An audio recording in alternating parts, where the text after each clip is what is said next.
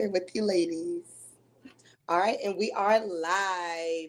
Good morning, everyone. I am Kris Kaylin, and I would like to welcome you to the Black Southern Belle Live. And this time, we will be talking about the Gullah Revolutionary War. And I would love to introduce my co-host, Miss Kristen Jackson. She is a Southern curvy blogger on a stylish hunt for the best cocktail. And she launched the Low Country Socialite in 2010 as a safe place for plus size Southern women to find their confidence. And she still provides that safe space as she delivers lifestyle content featuring pretty cocktails, fun fashion, beauty, travel, and wellness content. So, Christian, how are you? Hi, good morning, everyone. Thank you for having me. I'm good. How are you guys doing? I'm Doing good. well. And we are also here with Miss, and I want to make sure I'm saying your last name right. Is it Prather? Yes, Okay, I perfect. want to make sure. Great there. Okay. Miss Anita Singleton Prather, the founder and artistic director of Gullah Kinfolk Traveling Theater. She's a native of the Sea Islands in Beaufort and the founder of the musical traveling group. And she's also a storyteller, and she wrote 4 plays for the traveling group. So I am just here with all royalty, and I'm super excited to be talking about the Gullah Revolutionary War. So I'll kick it off with the first question with Miss Anita. What inspired this new production? And for those of you who are just hopping on, the production is called The Gullah American Revolutionary. Yes. Well, first of all, money, a grant. That's Yeah. But always good. yes, yes, yes, yes. The um, Beaufort County American Revolutionary War Committee, 250th Anniversary Committee, reached out to the group about possibly coming up with a stage production that highlights some of the experiences that Gullah Geechee people experienced during that period in our history. And so it sort of got me digging. I did a lot of research, with the Civil War history and Reconstruction history and civil rights history, but knew a little bit about the Revolutionary War, just off, on the surface. But this particular production made me dig deep. Um, and every day I find out something new that I could add. And I would never finish completing this play if I just don't. I have to just stop and say, okay, I'm gonna do something with what I already have. We went as far as doing research in Barbados, West Indies, because of the close connections to Barbados and South Carolina, the founding of Charlestown. Um, so really trying to get the whole story. I just didn't want to tell um, a sugar coated, glossed over, but I really wanted to dig deep. And so here we are. Here we are. So I'm really excited about this, and I would say this has been one of the most challenging ones to write for me. But it's very inspiring. So let me say that. Yeah.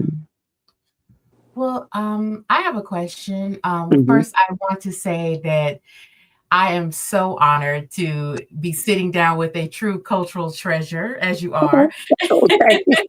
Thank you so Yeah. much. And I am someone who shares Southern culture through cocktails and connections. So I'm really excited about Mhm. learning more about the food and beverage traditions of the era Okay. and how they Okay. tie into the larger Gullah story.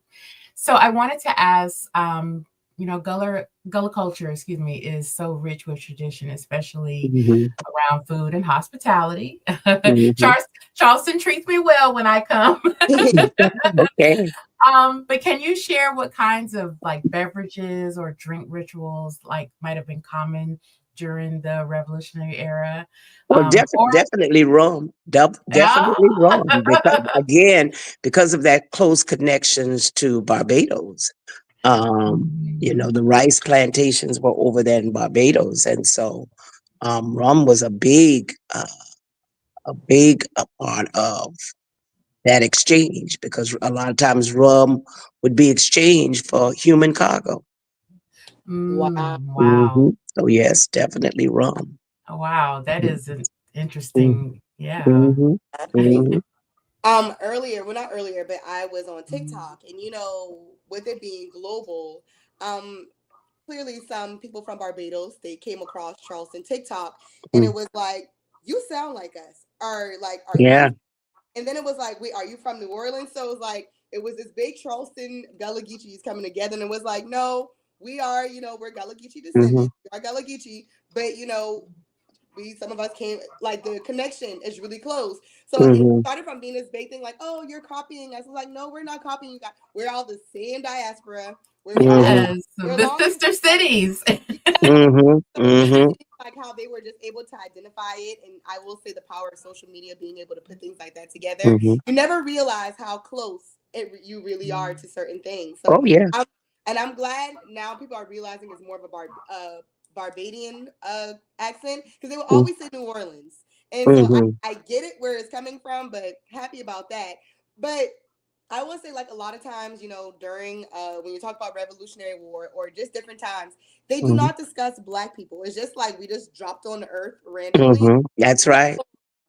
like, how did the Gullah people? Because I love hearing stories about my ancestors. Because I'm like, we just didn't pop up here. Like, I know we were around a long time. Hmm. So how did the Gullah people contribute to the Revolutionary War? Yeah. Well, let me just back up a little bit. Talking about the Bayesian connection to Barbados. Yes. Charleston in South Carolina itself was called a colony of a colony because the same Lord proprietors that colonized Barbados came over, and King George gave them land grants here and in South Carolina, and they colonized Charlestown, which is our oldest city in South Carolina. Beaufort, where I'm from, was founded in 1711. It's the second oldest city. So that connection alone, when they talk about copying, it ain't no copying. Ain't none of us wanted to be here. We wanted to be back in Africa. Right. So it wasn't like we were cruising on the big red boat somewhere, Disney cruise or Carnival or Celebrity. We didn't get a choice. We didn't get a choice. And Right. so, in fact, the colonizers in South Carolina would threaten their enslaved Africans about, if you don't behave, then I'll send you to my plantation in Barbados, because the life expectancy there was only about 7 years in the Wow. rice fields. And because Barbados was a little closer to Sierra Leone, to the west coast of Africa, then it was easier for them to get new Africans. And a lot of times Barbados would be the first drop before coming on to South Carolina. So you had probably family members that were split up Hmm. during that middle passage voyage, coming from Sierra Leone and finally ended up in Charleston, South Carolina. Some of your parents or something could have easily been dropped off in Barbados. So it's not by happenstance that our accents are so close. Uh, I was fortunate enough to be part of a grant back in, I guess the grant may have started maybe in 2006 or so, and it was called the Connections Grant Project. And it was the connection between Barbados and South Carolina.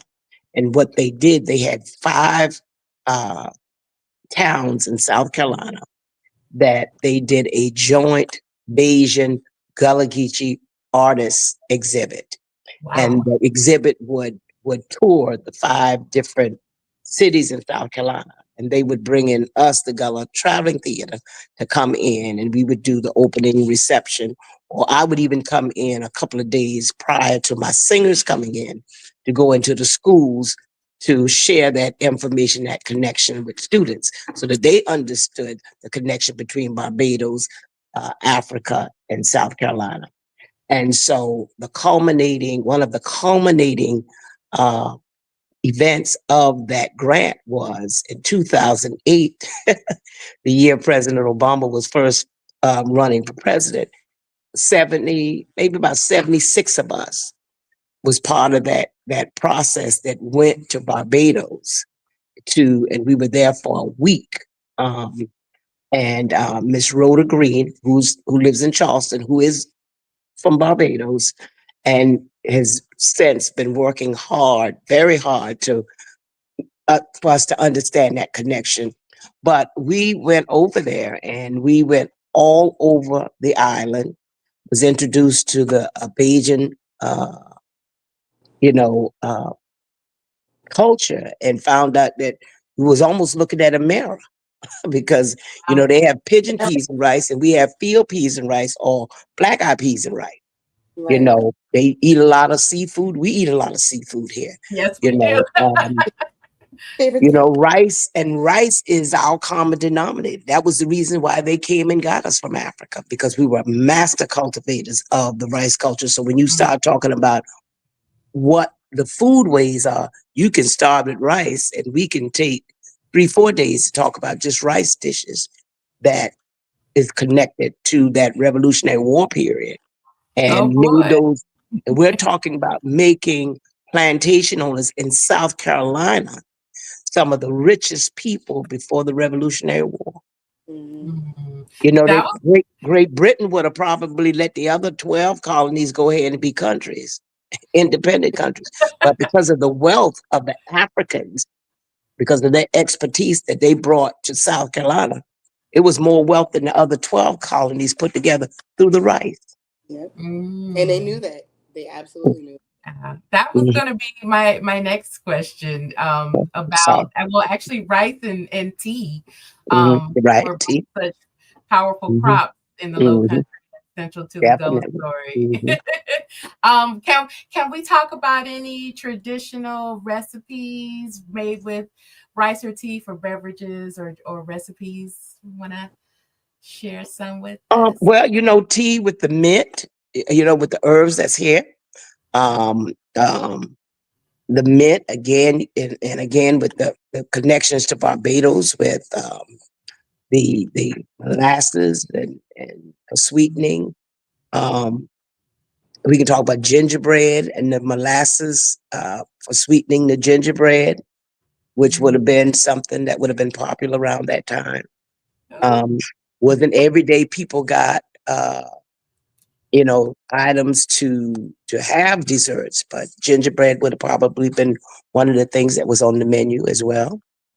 Um, love a it. lot of the herbs that we use to tenderize game, that would have been found around quail, all that kind of stuff. The different herbs that would have been here naturally to um, to season those things. Mhm. So yeah, yeah. I Awesome. mean, anything with a little oink in it. Hallelujah. Yeah. Oh, Listen, yes. Hmm. Hmm. so what are some of the heritage sites, excuse me, what are some heritage sites of the Gullah Revolutionary War? And who are some of those key figures? Um, Definitely here in Beaufort, we have like the old Sheldon ruins church out Mhm. there between Yamasee and I guess we would say the Dale area. Um, that was a beautiful, beautiful edifice that was burned during the Revolutionary War. Mhm. Then it was burned again when Sherman came through during the Civil War. So those ruins are still here, and just the tombstones alone have a story to tell. The graves speak, and then you have like our Saint Helena Episcopal Church here. Like I told you, Beaufort was founded in 1711, but 1712, that church was established. So some of the patriots that fought during the Revolutionary War are buried there. Tuscarora Jack, who is said to be the founder of Beaufort, buried over there. You have the different, some of the plantations that, like, for example, in Colleton County, Cherokee Plantation, which was founded in the 1700s. by the Blake and Nicole family. That's where where my grandfather migrated from. My grandfather was born 10 years out of the Civil War, in 1775. So just a couple of generations ahead of that, they would have been very much involved in the Revolutionary War there. So there's a lot of sites. If you're coming into Beaufort, as you cross over the Well Branch River, where Well Branch Middle School and Elementary School is, that was the old Ropermont plantation or ferry plantations, where they had some of the Revolutionary War battles took place there. But even prior to that, before they became plantations, they were Native American burial grounds. And it's the one place when they were doing the excavation of that property before they built that school there, which is the normal thing to do, is you always do the archaeological studies. They found that there on that piece of property was a privy, which is a bathroom, during the Revolutionary War period time, or just before that time period, in the enslaved Africans' quarters. That wasn't usual. That was very unusual. That was very unique. But that's located on that piece of property. Um, so yeah, there's quite a bit of place. The Battle of Grace Hill. When you come in, continue to come into Beaufort a little bit, took place right off of that main highway there, Highway 21. So it's a lot of stories, a lot of places to stop and see. Yeah. And are there any? Well, who are some of the key historical figures from that time? Well, you know what? Let me back up and say this. It was very hard trying to find Black folks. Wow. And just like you said, you knew we were there somewhere. Right. And so what I had to, what I ended up doing, because I got sort of frustrated because I couldn't find names. And so what I did, I said, you know what? Let me find some prominent figures related to the Revolutionary War, white folks, and then let me work backwards. And that's because behind every so-called quote unquote Revolutionary War hero, there was a Black man or woman somewhere. Absolutely. And so that's what ended up happening. And going back to Barbados, one of the things we found out when we were there, doing some research, we heard about a gentleman by the name of Qua, Quaw. And he would have been the counterpart to our Denmark VC in Charleston. And he was planning an insurrection. And like Denmark VC, one of the enslaved Africans told on him. Wow. It was a female that told on him. And so when they came and got him, they wanted him to give the names of his cohorts that was also planning this insurrection, and he refused to do it. So they threatened him, well, we're going to roast you, because that was one of the ways they would actually torture them, is would actually roast them alive. And his famous quotes was, if you roast me today, you won't roast me tomorrow. Wow. And so he refused to give the names. He Wow. refused to give the names. And so he's one of those heroes that we need to know about. As Absolutely. people that everybody didn't tell. Everybody wasn't a Django. That's right. So he didn't tell. He didn't tell. And then coming here, when I started looking at, like I said, people who were prominent during that period, Eliza Lucas Pinckney, her family was from the British colonial Isles, Antigua. And at 16, well, her grandfather had bought some property in South Carolina, and her father, George Lucas, inherited it. And at 16, they were having some trouble over there with the Spaniards. So her father brought the family over to Charleston area, Wapu plantation, for safety. And then he had to end up leaving. But after they got here, her mother passed, and she was the oldest. and her mother passed, and then her father had to leave, and she was 16. So she took over managing her father's property in South Carolina. And he had sent her over to England to be educated. And back then, the ladies, the young girls would be educated with literature and writing and Yeah. music. But botany had just started being a popular thing for young girls to take. And so she was very interested in botany. And so when she came here, she decided that, well, I'm here right now. We're raising this crop, but we really need to diversify because rice was the big thing. Right. But she felt like we need to diversify. So she started experimenting with other crops, figs and hemp and some other things. But her father gave her some indigo seeds, and she started experimenting with it and was onto something, but couldn't quite get it. So her father sent this gentleman over from the islands over there to come help her, but he sabotaged her because that was indigo was a big cash crop for them in the Yeah. Caribbean, and so he didn't want that competition.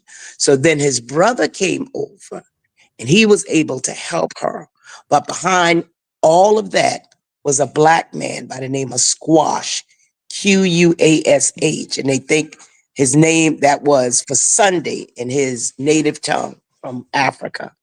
So they Mm. think, which meant Sunday. So they think he was born on Sunday. And Wow. so Squash, once he got baptized, added John Williams to his name. So he became Squash John Williams. And he was a master carpenter. And he was one of 20 able-bodied enslaved Africans that was on her father's plantation at Wapu. And so they start they started, you have to have vats to ferment this indigo in. And the Right. vats were made out of red clay bricks. So Mm, what was happening, the red clay was compromising the integrity of the indigo. So her father said, I tell you what, let's get Squash to make some vats out of timber. Nobody had done that before. And because he was such a skilled carpenter, he was able to make it. And that's when the tides turned for her as far as indigo. And now she ended up with a very superior product that now that she could send to England and mass produce it to the point where it made her even a more wealthy. But it was that black man Squash that was behind all of that. the And engineer. That the is engineer, fascinating. exactly, Yeah. that's exactly what it was. And Yeah. he was such an awesome carpenter. When she married her neighbor, who was Charles Pinckney, the Charles Pinckney house in Charleston there. Yeah. Um, she became friends with he and his wife, and the wife died. And so he was 45 and she was 21. And her Mm. dad was talking about taking her back to the Caribbean. And she didn't want to go back to the Caribbean because she wanted to continue the experiment with the indigo. So Charles said, well, marry me. She said, okay, I Oh. marry you. And then I won't have to go. And so she was 21 and he was 45 when they got married. He didn't have any children with his first wife, but they had 5 children. One died before adulthood, but the other 4 were also very involved in in the Revolutionary War.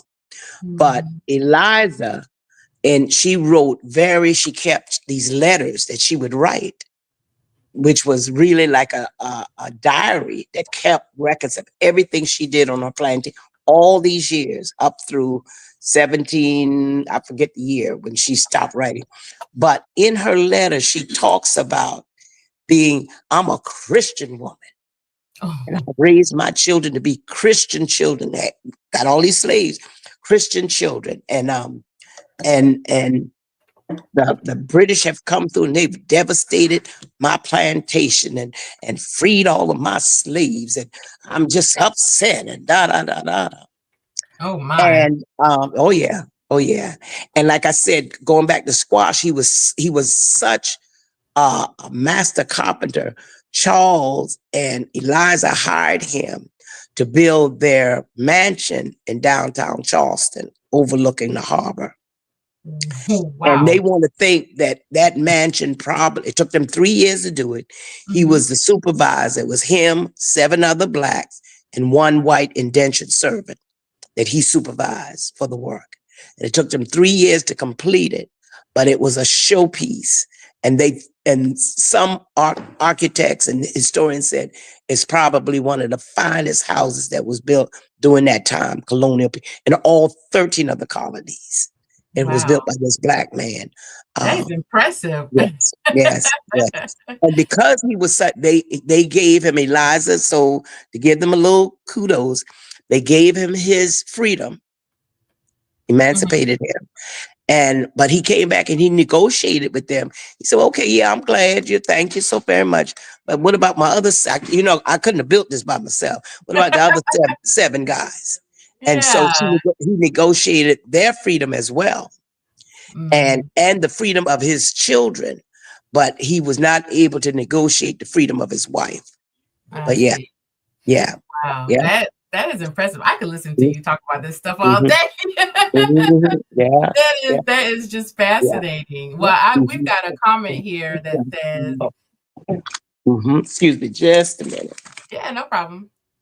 Mhm.